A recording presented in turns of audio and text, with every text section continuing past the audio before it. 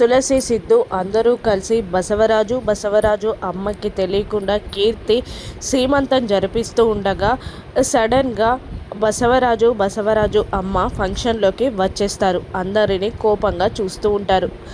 సిద్ధు వల్ల బామ్మ ఇలా అంటుంటుంది, ఏ సిద్ధు, ఏం జరుగుతుందిరా ఇంట్లో, ఏం చేస్తున్నారు అని గట్టిగా అరవడంతో అది బామ్మ తులసికి సీమంతం జరుగుతుంది అని భయంగానే చెప్పడంతో తులసికి సీమంతమా అని షాక్ అవుతారు బసవరాజు భార్య. కానీ తులసి వల్ల అన్నయ్య సంతోష్ ముందుకు వచ్చి, లేదండి, మీ ఇద్దరిని వీళ్ళందరూ ఫూల్స్ చేసి తులసి సీమంతం అని చెప్పి కీర్తి సీమంతం జరిపిస్తున్నారండి అనడంతో కోపంతో ఊగిపోతారు బసవరాజు వల్ల అమ్మ.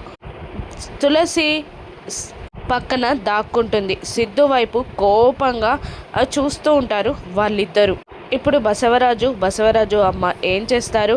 అక్కడ చైర్పై కూర్చున్నది కీర్తియేనా, లేదంటే ప్లాన్ ప్రకారం తులసి మారిపోయిందా? రాను ఎపిసోడ్స్లో చూద్దాం. Thank you for watching.